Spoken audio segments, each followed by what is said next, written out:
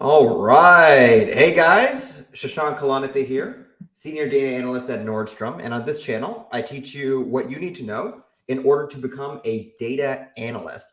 And today, we have a really special guest with us today, Luke Barus, who runs another data analyst channel, was gracious enough to take the time to show up on my channel. Thank you so much for showing up, Luke. Yeah, no problem at all. Thanks for having me on, Shashank. Appreciate it. All right, so what do we have here? Let's see what we have in the comment section. Awesome, great to see some people already here.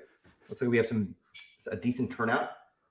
And yeah, let's just go ahead and get started. So guys, today we're going to be doing a general Q&A, but before that, we're going to be talking about certificates and how much they actually help in your journey to become a data analyst or data scientist. Luke has done at least 2 great videos that I know of on the Google Data Analytics certificate, which is the one that gets all the attention, at least the one that I keep hearing about. So if y'all would give me 2 seconds, let me go ahead and put up the schedule. Let's see. And we will put it up like this. There we go. All right. So for today's live stream, and guys, I mean, I do this live stream every Thursday. Let me know if this is helpful. The basic logic behind this little slide over here is that people enter the live stream at all different times, and this will tell everyone, where we're at exactly. So we'll just do quick introductions and then get right into it. So, for anyone that doesn't know, Shashank Kalanathy, data analyst at Nordstrom. This channel is usually focused on teaching people how to become data analysts through regular coding exercises, these live streams where I answer your questions. I've been bringing on guests recently. And yeah, Luke, what about you? What about me? So yeah, I'm a data analyst as well. I guess you could say a fellow YouTuber, and I've been working as a data analyst past number of years. Started a YouTube channel as well. I think we'll get into that. I'm sure both of me and Shashank noticed problems that we wanted to help share with others. So that's why the motivation behind starting my YouTube channel and getting into this. And yeah, and also before I forget about this, we'll be talking specifically. I mean, I may talk a lot about this Google certificate, and we may mention that a lot. But really, any training that you're doing, anything that you're working towards learning, I think is a great direction. But this is just this is getting a lot of hype lately, so I think we'll have a lot of discussion around this.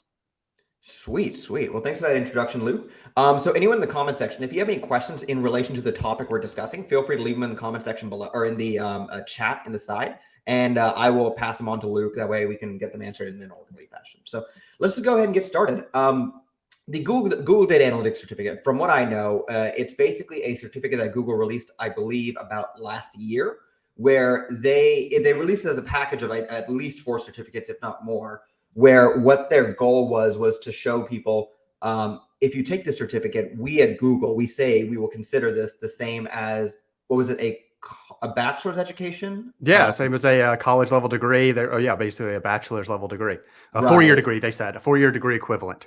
There we go. They said 4-year degree, which I understood to mean a bachelor's degree. Right. Mm-hmm. And my theory behind that was just the fact, at least in the United States, where we have there's not nearly enough people to cover up all the industry that we need done over here. So we have these great companies in the United States that, like Google, Apple, we create too many big companies here that need too many very talented tech workers and don't have the education system to support those tech workers. So I heard that, and what I kind of thought about the certificate, I had my opinions on it, but Luke, I want to know, what were your expectations and what actually happened in the certificate? So for anyone that doesn't actually know, last year, Luke released a video going over the certificate, probably one of the most popular ones on YouTube. And this year he released this video that y'all will see on the slide, where they said, they become data analysts with this. And he goes over, how the certificate actually helped out people. So what were your expectations, and what did you see actually happen? Yeah, no. So I guess getting into it was, what did I think initially? So the same thing as you, we see this, it was a tweet from somebody from Google that basically said, one of the higher ups said, hey, we'll be accepting this in place of a 4-year degree. And I'll be honest, I was skeptical. I was like, what is going on here? And so I went to my source that I normally go to, is YouTube, and Alex the Analyst actually had the first video on it that I saw on the certificate. So I started looking at it and trying to understand more, because I mean, I get a lot of comments as well from a lot of my subscribers that are very skeptical about, can you really get a job without a degree? And I still do feel that employers are really heavy on that degree, but I feel that there's also being a big shift to online education and to certificates and just self-learning in general, not necessarily certificates, but more self-learning and self-development. I mean, if you look at any of our like if you look at any like the major CEOs, so like Mark Zuckerberg or Bill Gates and people like that, they dropped out of college and they pursued their passion and built up these large companies. So, I mean, if they're doing that, like, why can't other people do this as well in other types of roles? So yeah, so that was my expectations. Like I was hopeful for it, but I was still skeptical about it. And so I released my first video where I just detailed the video, and then Coursera reached out to me. Coursera hosts this certificate. They were offering me the opportunity. They were like, "Hey, we have some certificate graduates that would like to share their experience. Would you want to interview them?" So about 3 months after the certificate came out, I was able to interview three of the four people that are shown here. So Anant, Paul, and Antonio. And they basically shared their experience of what they went through of getting the certificate and then in the job search. So at the time, it was still early. Only one of the three had landed a job. So Antonio had landed a job as a quality assurance analyst, which is a data analyst, but it's focused on quality assurance of the data. And both Paul and Anant were still actively looking. And I was like, I mean, it was looking hope. They were very positive about the certificate and what it taught, but they like only one of the three had landed a job. So the results were still out there. So I guess my expectations were still not really met with the certificate in what the deliverable was, because the two of the three didn't even have a job yet. So I guess I'll stop there. Shashank, did I miss any thing on that? Anything else you want to? No, that makes exact sense, and that's why I thought this follow-up video was so helpful for people. Like, let's see what this actually did, because I think I had the same opinion too. When I heard that Google claimed it would replace a 4-year degree, I'm like, I mean, I would love it to. Anyone that watches my channel knows that I am skeptical as to the value in relation to time and money spent, especially in the U.S. money spent, of a 4-year degree. Like I'm not saying don't get a 4-year degree. I think everyone should get one if you can, because your life would be so much harder without one. But the fact that we need to spend 4 years in college to do a lot of these jobs, I'm not really sure that's at all necessary. I feel like 2 years is more than enough of kind of like intensive boot camp like study. Right. Or I mean, honestly, even 1 year. Like I got into the workforce, I became a data analyst and learned all the skills on the job. So don't get it twisted. I do recommend everyone gets a 4-year degree, only because that's the system we're working with currently. But my kind of thought process behind it, right? I work at Nordstrom, fairly large company. I've asked around about this Google Data Analyst certificate. I've asked managers and stuff, right? Because they're the ones that make hiring decisions. No one's ever even heard of it. Oh, And really? Okay. no, and that's the thing, right? Like anecdotally, I found that people like us who are involved in the education space, like obviously we've heard of it. Like I'm pretty sure I would have never heard about it if I wasn't involved in YouTube, because I would have already been a data analyst by that time. But Right. we've heard about it, and people trying to become data analysts have heard about it, and maybe some people internally at Google have heard about it. I'm not too sure. I don't work at Google.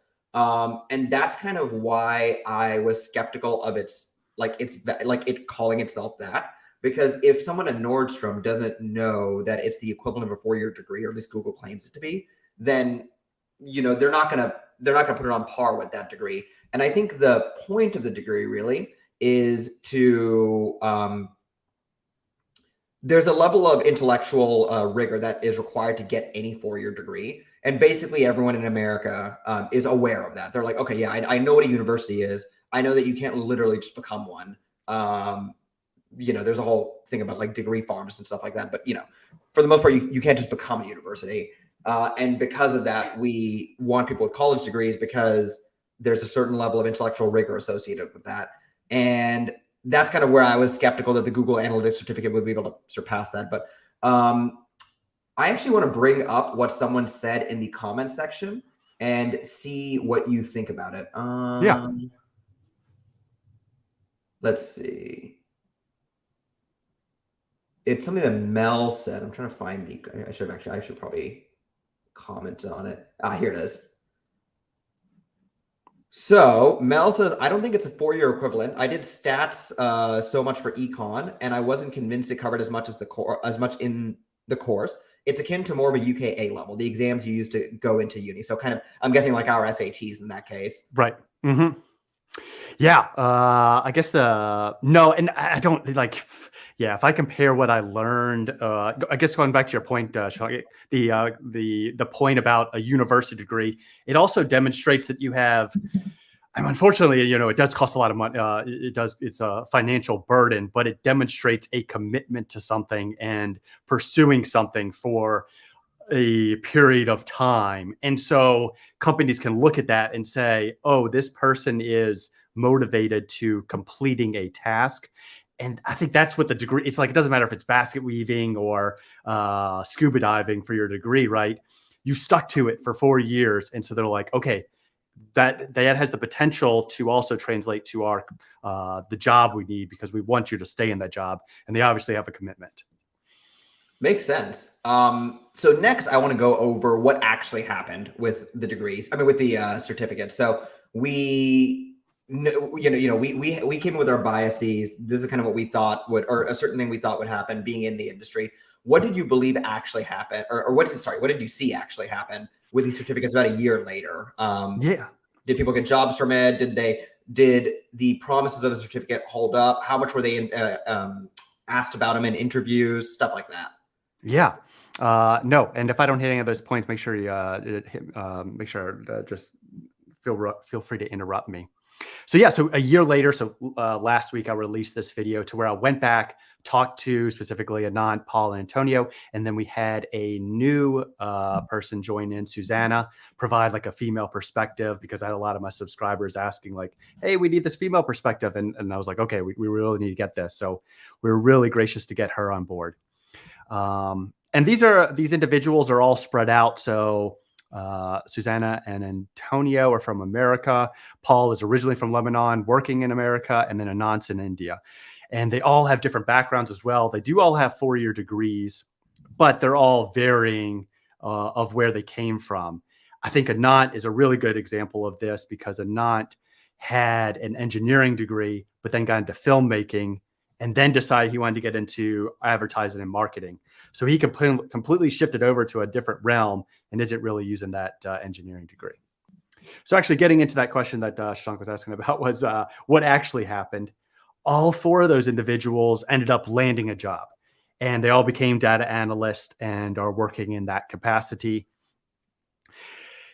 But so I talked to him about it, and I wanted to find out specifically, did the certificate help in landing the job for them? And what I found was that it didn't directly relate to them getting a job. So they all did. I believe they all listed it on their resume. But a lot of them, basically, specifically Paul mentioned whenever I talked to him, he didn't even bring up the certificate in his interview with his future employer. But what he did bring up was what the skills and the lessons and that foundation that he got from the Google certificate in order to build his projects. He did end up bringing up that base knowledge that he learned from it in the interview. So what actually happened was they all basically said, hey, this is a great place to start, because it's such a broad and basically all encompassing perspective of what is this field of data analytics. It's a great place to start and to get going and to start your first project. But after that, you need more. So you're not going to be able to just provide this resume to an employer and just actually better yet, you forget the resume. You're not just be able to present the certificate to an employer and feel like you're going to get a job in return. You actually need to do more to demonstrate that you have that interest in data analytics. And getting into what basically every single one of these individuals did was that they created some sort of portfolio project that aligned with their passion and their interest. And a lot of the times those projects that they developed ended up aligning with the industry that they went to go work in. and then that they could showcase this, and they had something in the job interview to talk about, hey, I did this project and I used these tools and I found these insights. And then the employer could then see like, oh, this is what you did. This is what skills you have. And you've actually applied your learnings from the certificate in a useful manner. So I guess I'll stop real quick right there because I ramble for a little bit. Shashank, any, I guess, comments on that? Yeah. So I think what I got from that, right? Listen, let me summarize, and then people feel free to comment on what you heard from Luke as well. I see a couple of comments we want to address in the chat in the side. So what I heard from that basically was that you interviewed these people. They all have jobs as data analysts right now. None of them mentioned the certificate specifically, or it was asked specifically for in the interview. And kind of what it really did was it provided a base of knowledge that they could pull from in their interviews, kind of what I'm hearing, right? Right. Mm-hmm. Yes. And that really jives with my experience with certificates as well. So a lot of you may not know, but I have TensorFlow certification. So Google like certifies you that you like know TensorFlow, which is basically their neural network library, the one that Google made. It's a competitor to PyTorch, which is Facebook's or Meta's now. And yeah. But what I found, right, is I've never had an employer actually ask about it. Occasionally, someone will know what TensorFlow is, and they'll be like, "Oh, what is a certificate?" But I've never really had an employer ask about my certification in relation to that specifically. And what it did really was it gave me a structured learning environment to learn a wide array of things I wouldn't have learned naturally. So neural networks are super cool and stuff, but for the work that I do as a data analyst, I can't really apply convolutional neural networks. So basically like image processing stuff, natural language processing, like this stuff does not come up in my regular day. So I found that the Google Data Analytics certificate, or sorry, my bad, the TensorFlow certificate gave me a good structure of things to learn in order to get the certificate that I wouldn't normally be learning. And I think someone mentioned on the side, it might be a good way for people to transition into the industry by giving them a structured learning path of learning things that they wouldn't normally learn by themselves, or that can't be applied like that in their jobs. Yeah. Hopefully y'all can hear that. The fire. You got a little ambulance in the background. So yeah, I guess I'll ask real quick because I get it, because I'm always like, they always get, what course is next? What course did you take on TensorFlow after that, gaining that certificate? Like after the certificate? Yeah. Did you take another course on TensorFlow after that certificate? No, not at all. What'd you do though? So I use TensorFlow a little bit in at like my work. So luckily I'm already a data analyst. So I can apply this stuff. I have data sets to apply this stuff to. I think in my case, the unfortunate problem is that neural networks are useful in relatively limited use cases. It's not like let's just say linear regression or like a basic classification algorithm, right? Where you can use it for all kinds of things, right? Neural networks are a bit overkill for a lot of data analyst tasks, but I'm hoping to use it when I become a data scientist in the future. Just for the work that I do, I don't find it too applicable, but it was a great learning experience, which is what I really liked about it. And I think that's kind of what I see. Yeah, and sorry, I guess the point of me asking that question is basically to show like you didn't take another course and another course and another course. Like once you learned the basics, you then moved into it, and maybe you're going to use it and implement it in your job, like Google Data Analytics certificate. They teach you all these different tools, then you can use it. But in your case, right, you tried to implement it. You tried to build a project. But then from there, you shifted over to something else. And so I think that's the main thing that I like about like just certificate programs and stuff like that is they teach you to get into building projects and actually applying what you want to use it for and if it's going to be useful for your job. Yeah. So I just want to highlight the thing. Gio said you're doing a great job with your channel. Oh, thank you, Gio. But let's see what the next one is. Oh, and then this is so actually a small tangent over here. So Rob says that he appreciates how the community is all so entangled. So this is actually a fairly recent phenomenon. I've known Ken for maybe like 5 months now. This is the second time Luke and I have ever spoke to each other face to face. First time. Yeah, but first video together, we hadn't even talked before. That phone call was, I mean, it wasn't really real.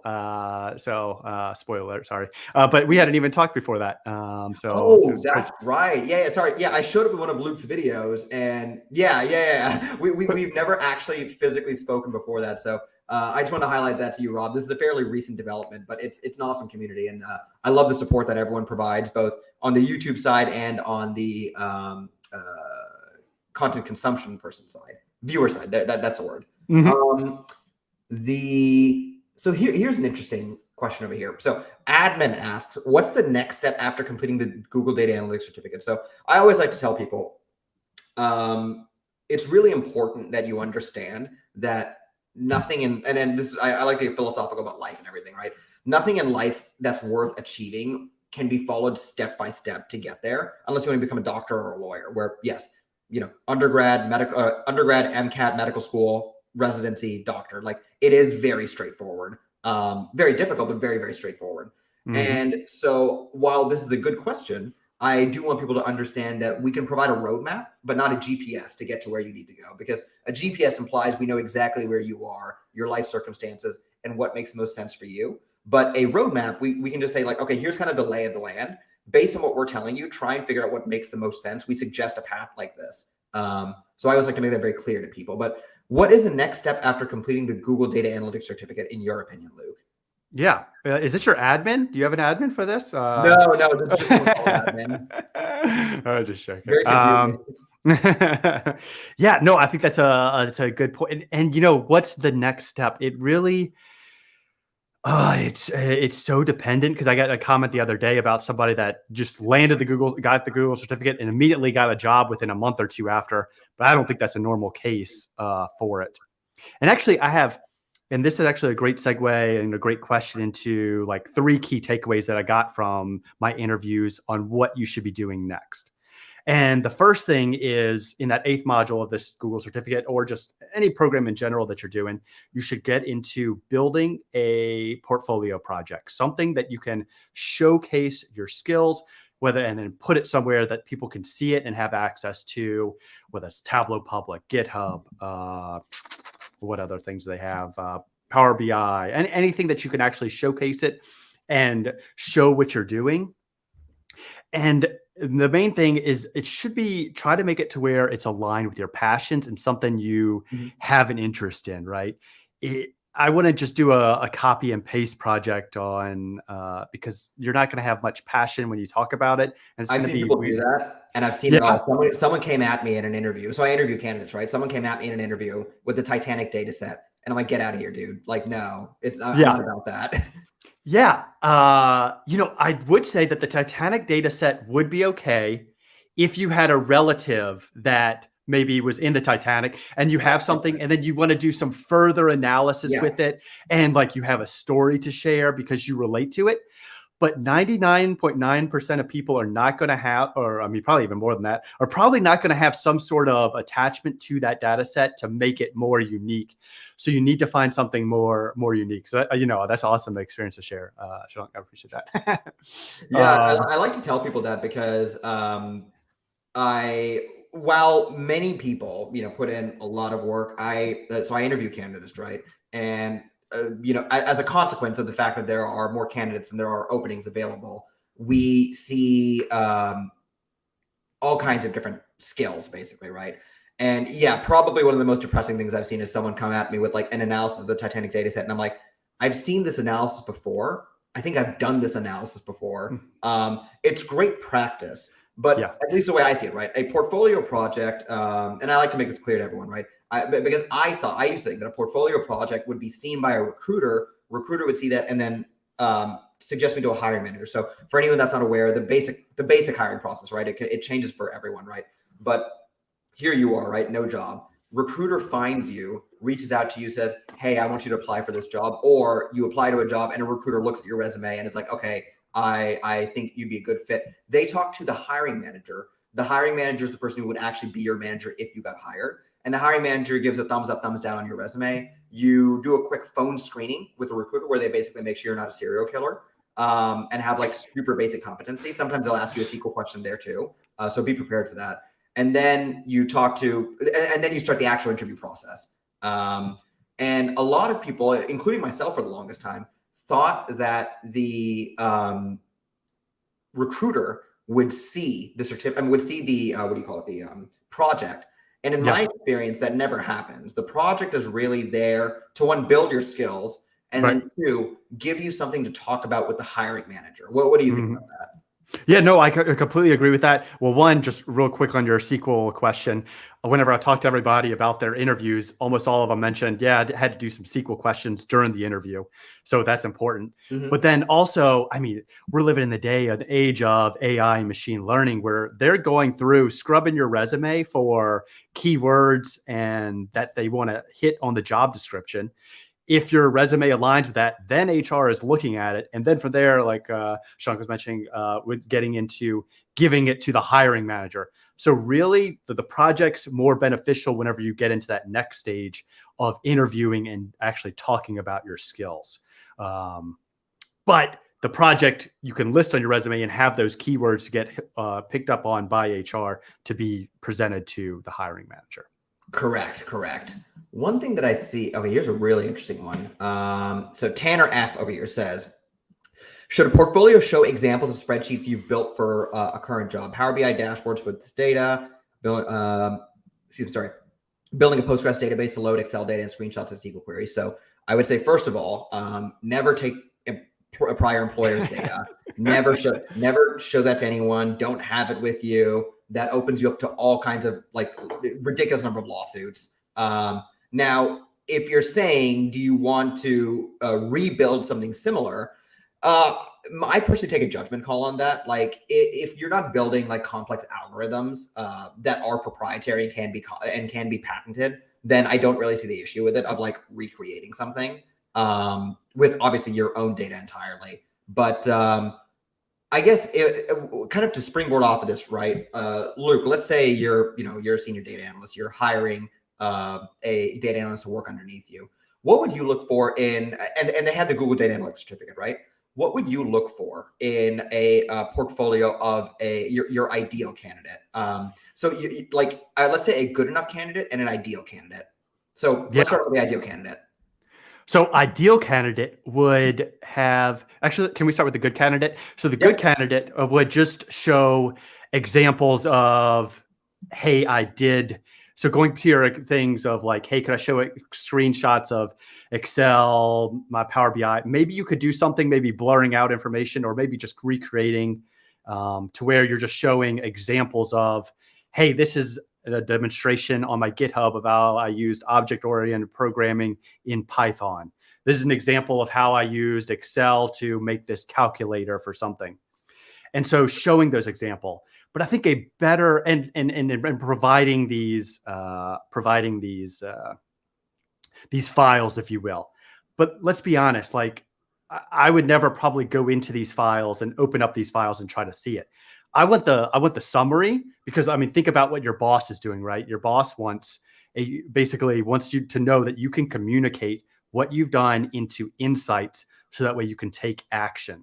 So I think that ideal candidate would have maybe a web page or something like that, or somewhere where you have a concise description of maybe a project you've done and what were the actionable insights and what kind of things came to fruition. And maybe you could be like, maybe you could have screenshots of things that you did along the way to demonstrate those skills. But overall, I would care more from an ideal candidate that they were able to take data, analyze it, and provide insights. Nice. And anyone that was here last week, you guys will know I interviewed Yusuf, an undergrad student who actually did a, what do you call it, a portfolio project. Super cool. He created a program, right, that would, when you put in your zip code, would scrape the nearest Whole Foods to that zip code for all of the sales on their website, sort all of them, tell you what was off for Prime members, how much it was off by, and what the best sales were. And then first of all, that's amazing. This guy's an undergrad and he's looking to be a data analyst. That's crazy. But then Yeah. on top of that, he created exactly what you said, a website with a concise summary that anyone could read to see exactly what he did. I thought he was a star candidate personally. Yeah.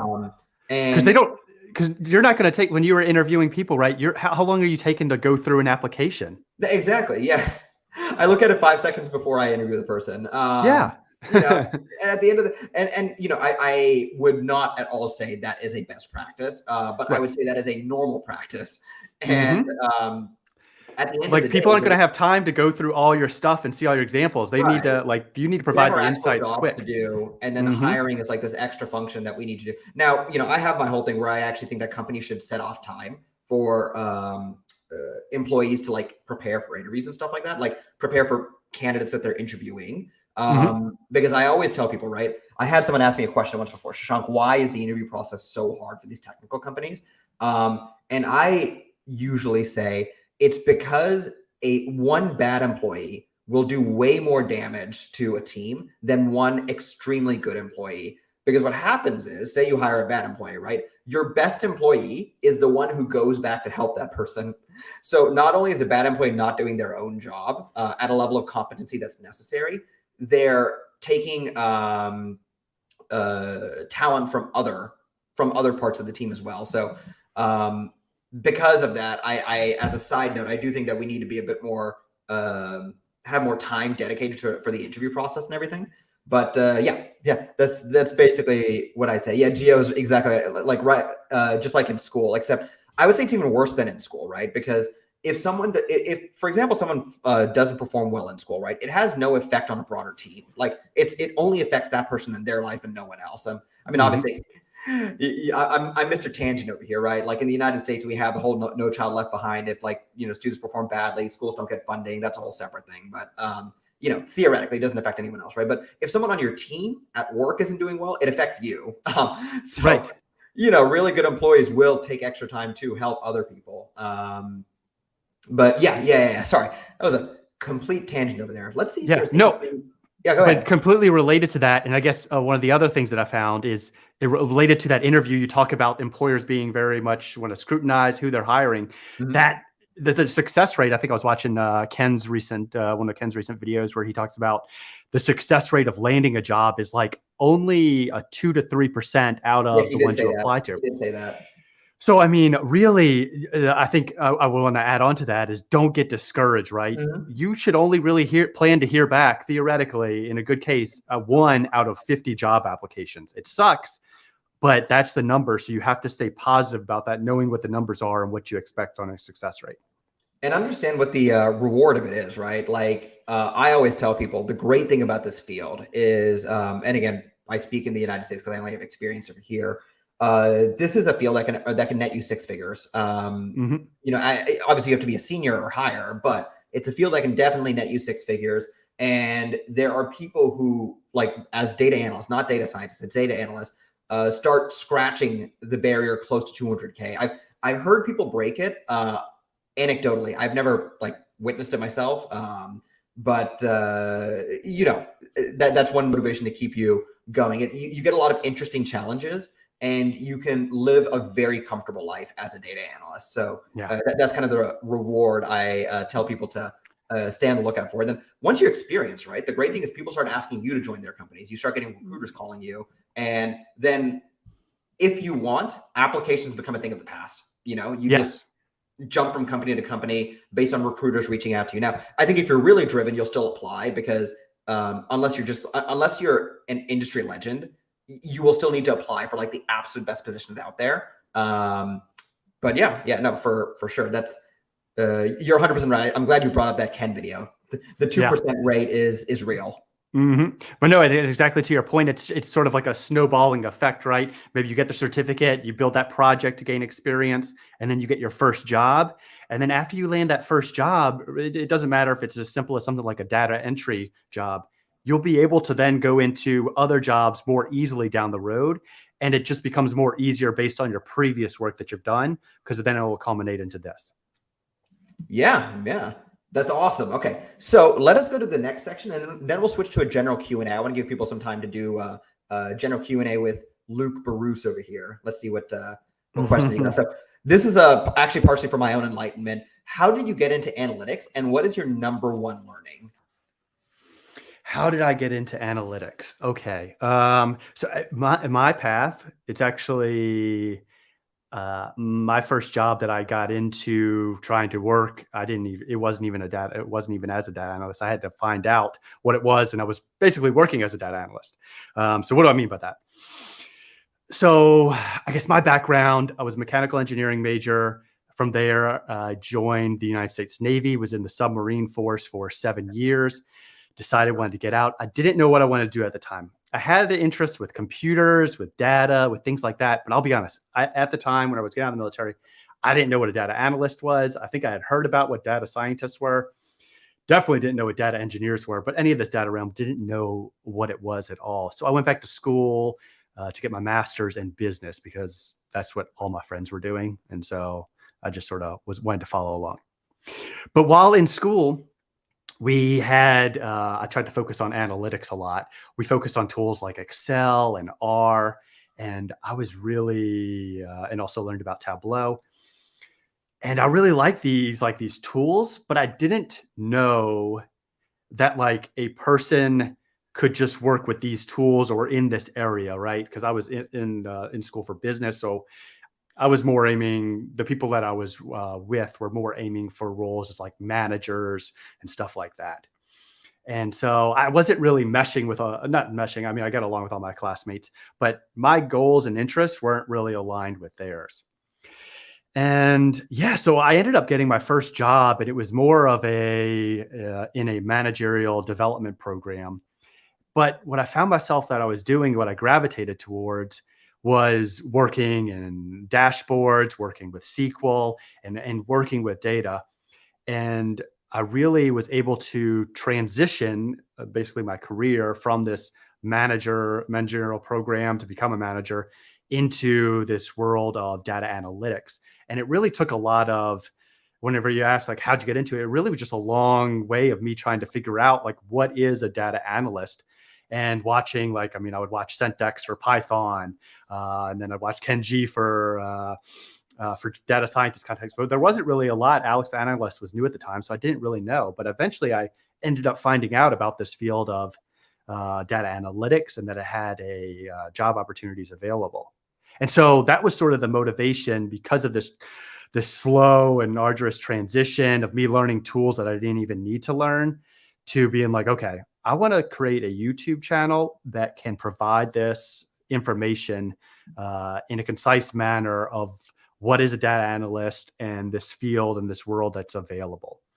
So yeah, that's sort of, I guess, yeah, that's how I got into data analytics. It's sort of been a long road, but I mean, it's been from getting out of the military to where I'm now over the course of 5 years. It's been just like a crazy ride. Nice. And then if you had to give like a number one learning in your journey to get over here, what would you kind of say it is? Like, what's kind of like, I think this is like a generally applicable thing that I've learned that's probably very useful. Yeah. Do you have an example of this? Because I don't know if I have an example of this. Don't be intimidated. Yeah. The work we do is a lot simpler than it sounds like. I remember if you read the news, right? The only thing that ever makes the news about data science and data analytics is, oh, Google programmed a self-driving car. Oh, Facebook is doing some Oh, super mega algorithm that does a billion things at once and can, make dinner for you while taking your data at the same time. And I want it to be very clear to people that 99% of companies are not, 99% of jobs are nowhere near that complicated building stuff like that, which is a good thing and a bad thing, right? Because it also means that you're probably not going to be building that kind of stuff at your job as well. yeah. The people that do that usually have very like high educations and stuff like that. But the good thing about that is what it taught me was that there's so much opportunity in this field that doesn't involve you being a super mega genius. Doesn't involve you getting like a PhD, all these great like really high level educations. And there's a lot of opportunity in doing analysis that is a lot more basic than it sounds. Yeah. No, and I don't want to steal your one, but I sort of have it. I very much can resonate with that. Is don't undervalue the basics. I think, like I get questions like an Excel, like what functions in Excel do I need to know? All these different functions in Excel, and really you don't need to. You really just need to focus on the basics. And I'll give an example of this. My first job, show up. I have taken a class on Excel, and this class goes deep into Excel. Like we went into VBA, macros, like it was pretty hard. It was pretty intense with the level that we went into for Excel. I get on the job first day and they have this problem with this Excel spreadsheet, and they just want basically like a simple calculator and sorter. Basically, you go in, put something, and it searches an Excel spreadsheet and provides a result. And so like I just used very basic stuff like a VLOOKUP and maybe like added a little button to make it look fancy. But it was very simple, like maybe a couple formulas.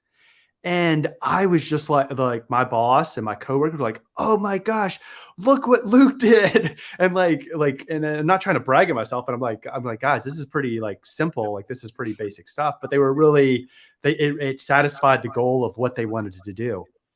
And so, don't undervalue the basics of what you need to know. Don't think like, "Oh, okay, I know Python now. Now I need to go out and I need to learn TensorFlow because I got to get into machine learning. The next thing I'm going to do is get into the Django framework to learn web development, and I need to know all these things." No, you can probably just get by with the basics of Python, and then from there get into if you need to know the more experienced stuff with the job. Exactly. So focusing on the basics. Love it. Okay, so now we're going to be transitioning into the general Q&A. There's a really good question that came up here, and I want to know what your opinion is on this.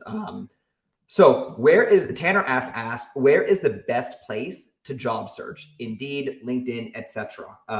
And as I always say, it's important to understand that, and then Luke, I'm just assuming that this disclaimer works for you as well. We're both Americans working in America. And that's where our experience is. Well, that's where we have the most experience in. This may not necessarily, especially this question, may not necessarily apply everywhere. Yeah.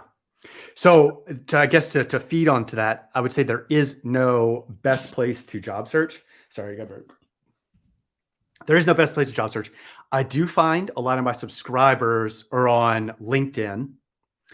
But to give an example of going back to those 4 individuals that I interviewed, 3 of them, so Antonio, Paul, and Anant, I believe all of them were searching through LinkedIn, but some of them, when they landed their job, actually the employer reached out to them, like emailed them and found them. So a lot of them were unsure if LinkedIn was a benefit.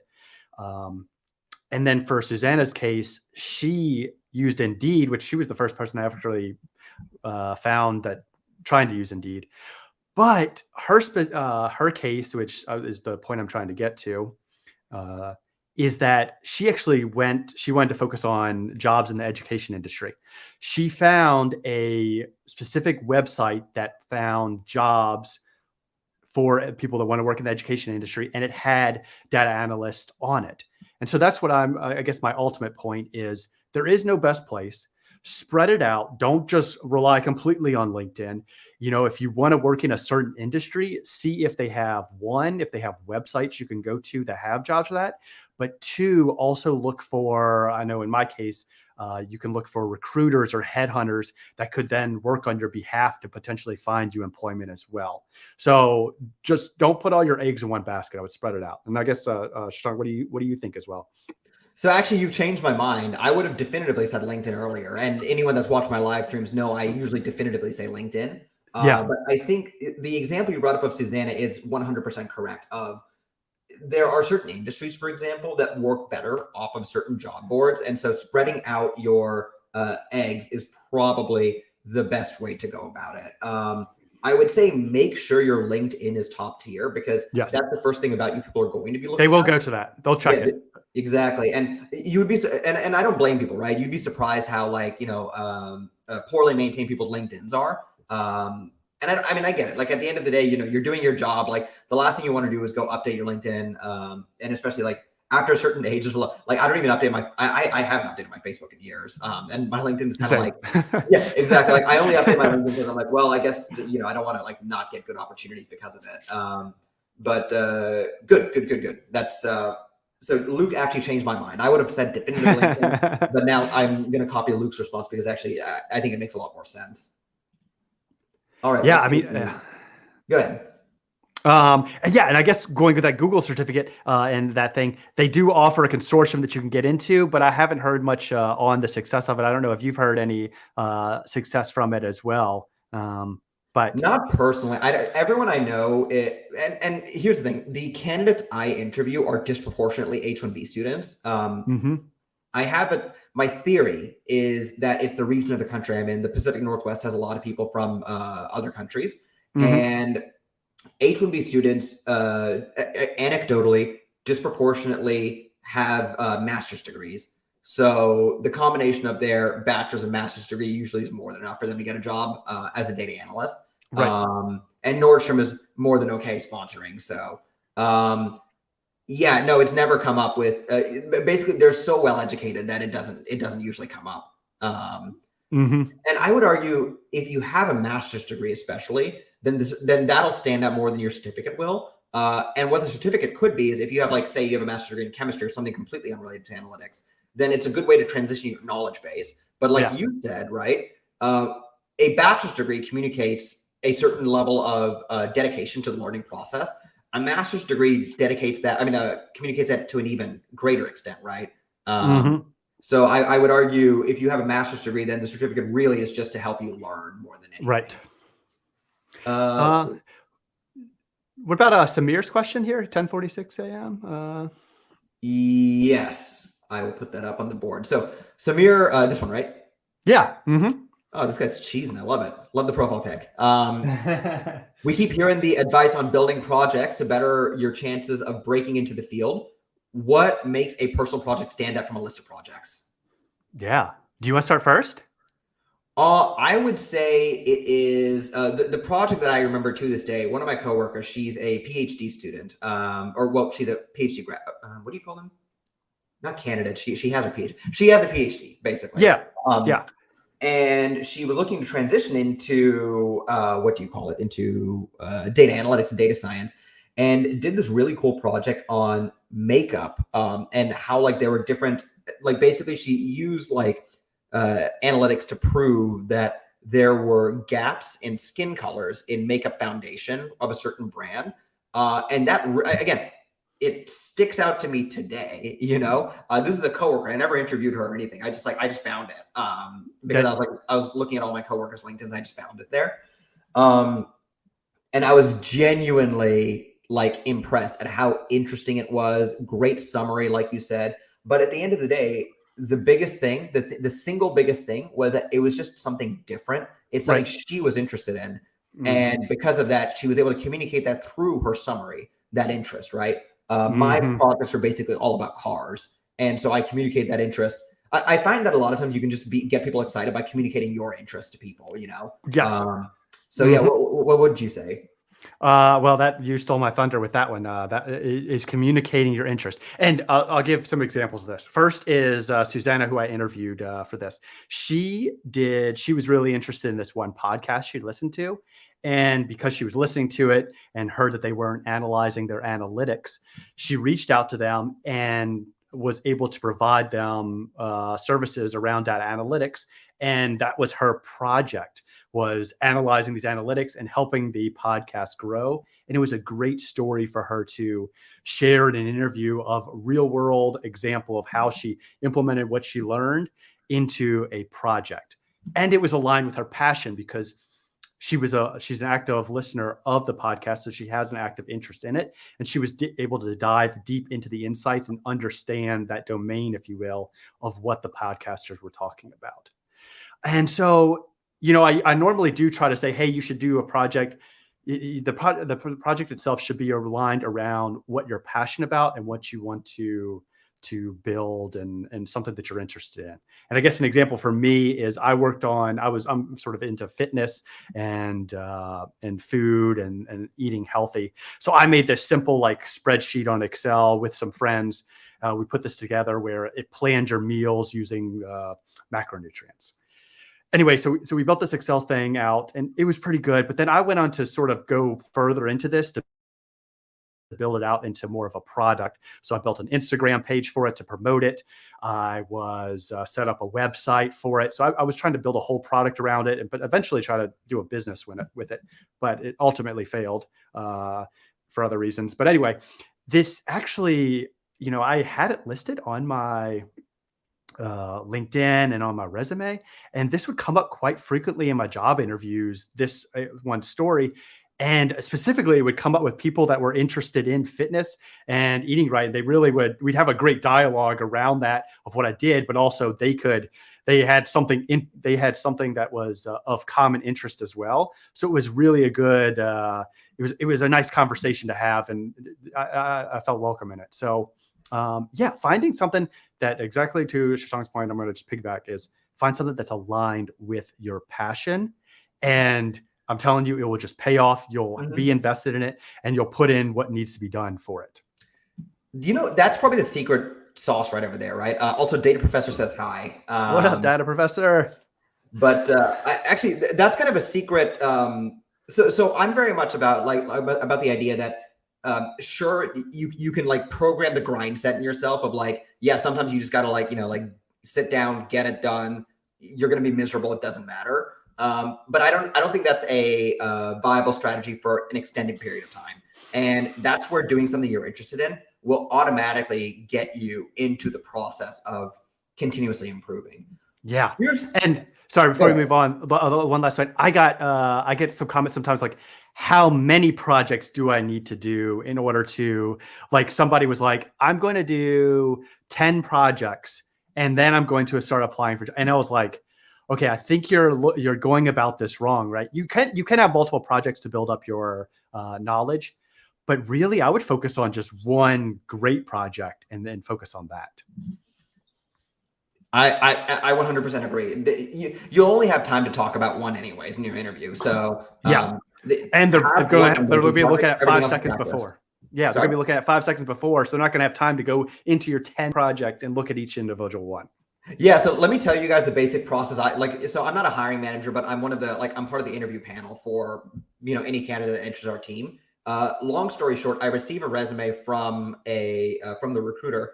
I give it a thumbs up, thumbs down, and then we give them a technical interview, like a pre-screening interview, right? Just to make sure they have some Python and some SQL knowledge. I check those, good, bad, thumbs up, thumbs down, and then usually 30 minutes or 15 minutes before the interview, when I get the notification on my Outlook that says, hey, you have an interview, you're interviewing someone in 15 minutes. I'm like, oh shit. And then I'll go read their resume. But here's a really good question. So I do have a hard stop in 5 minutes. So I want to answer this question last. James Brown here says, contract versus full-time employment. I'm approached by contracts all the time. Are companies shying away from full-time employment for data analyst positions? And James Brown, would you be able to give us where you are? I'm just guessing you're in the US, but you may not be. So would you be able to tell us where you are as well? And then Luke, what would your opinion be on this, contract versus FTE? I have my opinion. My viewers are familiar with my opinion, but I'm not as familiar with this area. I'll be honest. I've seen mostly FTE, but I don't want to, I'd rather hear your opinion on it. I'll be honest. So I tell people that contracting, okay, Tennessee, cool. Oh, nice. Nashville, Memphis, somewhere else. Nashville, one of my favorite cities in America. But I tell people that you want to have a full-time employment position at some point in your career. I think early in your career, you want to get that full-time position, because a full-time employee, even in a state like Texas, where it's very easy to fire people, right? Like I'm from Texas, right?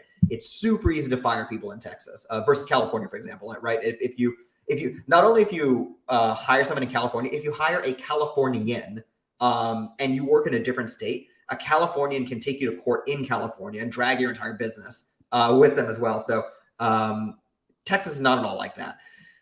Even in Texas, where employee protections are very, very low, companies don't like firing people, because the hiring process is extremely expensive, because you have to pay a recruiter, you have to pay for all these like scans and stuff on people's backgrounds, and then you have to there's a bunch of lost productivity time where your teams have to go interviewing this candidate. And then there's like a 6 month to 1 year ramp up time for people like starting new jobs. And because of that, companies, in my experience, and based on that incentive structure, are willing to invest way more into their full-time employees than into their contractors. I mean, Google had a couple of years ago. Google had that whole thing where they said, make sure you don't give T-shirts to Google contractors, because we can't have them thinking they're full-time employees. And they had a good reason for that, because in some states, if you imply that someone's a full-time employee, it's like legal. They can sue to become a full-time employee. Exactly. So like, I mean, they were perfectly reasonable in doing that. But I think that gives you the point as to where a company will expend its learning resources, its teaching resources, and improving your standing within the company. Now, my mom, she has worked as a contractor almost her entire career. But for her, a lot of like her motivation is more of monetary advancement. That's kind of like the job is a mean, like obviously it's very like fulfilling and stuff, but it's more of a means to like generate more income. And that's where contracting can be advantageous. You can make more money doing it, but I would say full-time employees get better. They get more learning opportunities from the employer. I don't know. Do you have any opinions on that as well at all? Yeah, no, I think I don't know. I don't know specifically the last question of, are companies shying away from it? I would pursue opportunities that are aligned with your passion, whether it be a contract or FTE. I do find that FTE, sometimes you potentially could get locked into maybe a certain skill, or they want you to just like, okay, we just want you to focus on maybe, I don't know, Excel, like building this Excel dashboard for this vice president. And you may get siloed into something. Whereas contract, you can build up skills over time and potentially go into other areas. That may not be the case for all FTEs. There may be developmental programs. I agree that that's true. I will also say that given the costs associated with hiring an FTE, you can always threaten to very nicely threaten to leave, right? So I have gone to employers and said, hey, like I'm kind of bored of all this work. That word bored is enough for people to know, oh, he might be considering leaving. So Luke, and this is why I love having guests on. That's something I didn't consider, but it's totally true. I would say one way to counter that though, guys, is to very, very lightly imply that you're not particularly interested in the work. And at least I've been lucky enough to where most, like all managers have like gone out of their way to find me interesting work after that. Yeah. Yeah. Or just be proactive about finding your own work. I've done that in mine, to where like I'm working on this one project and I'll be honest, I'll just do the bare minimum for my boss, but then I'll start this other project and build it up and get it exciting. And then my boss will be like, oh, this is great. Your work you're doing. Keep on doing this. And then I can like forget about that old project. So there is ways to go around it. Exactly. All right, guys. So I have a meeting literally right now. Thank you so much for joining the live stream. I think thanks for having me on. Viewed live. So we have 165 concurrent viewers right now. Oh, wow. Okay. Awesome. Hello, everybody. We got hella data nerds. But be on the lookout for more collabs of different stars and stripes between Luke and myself in the future. Thank you so much for joining today. Thank you so much for the viewers for coming today. Make sure you like the live stream. It's a great way of showing the algorithm that you like what we're doing over here. Make sure to check out Luke's video. We gave a lot of insights over here, but you should watch the full video in order to get like what was 4 hours of interviews distilled into the strongest insights in the 14-minute video. So check out his video, and thank you so much, and have a great day, guys. And thank you so much. Yeah. Thanks.